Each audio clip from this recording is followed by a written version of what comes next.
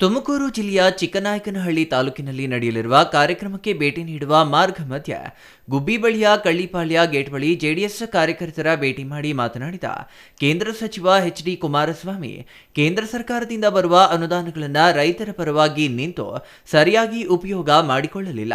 ಹೀಗಿದ್ದು ಕೇಂದ್ರ ಸರ್ಕಾರ ರೈತರಿಗೆ ದ್ರೋಹ ಮಾಡುತ್ತಿದೆ ಎಂದು ಹೇಳುವ ಇವರಿಗೆ ಯಾವ ನೈತಿಕತೆ ಇದೆ ಎಂದು ಪ್ರಶ್ನೆ ಮಾಡಿದರು.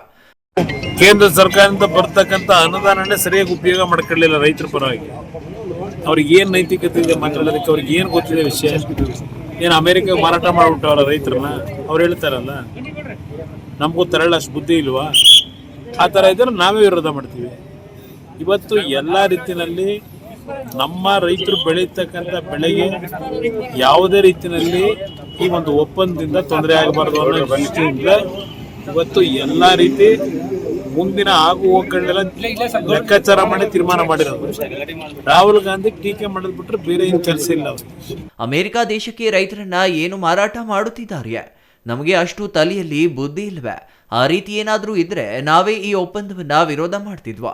ನಮ್ಮ ದೇಶದ ರೈತರು ಬೆಳೆಯುವ ಎಲ್ಲ ಬೆಳೆಗಳಿಗೆ ಎಲ್ಲ ರೀತಿಯಲ್ಲಿಯೂ ಈ ಒಪ್ಪಂದದಿಂದ ತೊಂದರೆ ಆಗಬಾರದು ಎಂಬ ನಿಟ್ಟಿನಲ್ಲಿಯೇ ಜೊತೆಗೆ ಮುಂದಿನ ಎಲ್ಲ ಆಗುಹೋಗುಗಳ ಲೆಕ್ಕಾಚಾರ ಮಾಡಿ ಈ ಒಪ್ಪಂದದ ಬಗ್ಗೆ ತೀರ್ಮಾನ ಮಾಡಲಾಗಿದೆ ಎಂದರು. ರಾಹುಲ್ ಗಾಂಧಿಗೆ ಬೇರೊಬ್ಬರನ್ನ ಟೀಕೆ ಮಾಡೋದನ್ನ ಬಿಟ್ರೆ ಬೇರೇನೂ ಕೆಲಸವಿಲ್ಲ. ವಿಷಯ ತಿಳಿಯದ ಇವರಿಗೆ ಯಾರೋ ಹೇಳುತ್ತಾರೆ, ಇವರು ಮಾತನಾಡುತ್ತಾರೆ ಅಷ್ಟೇ.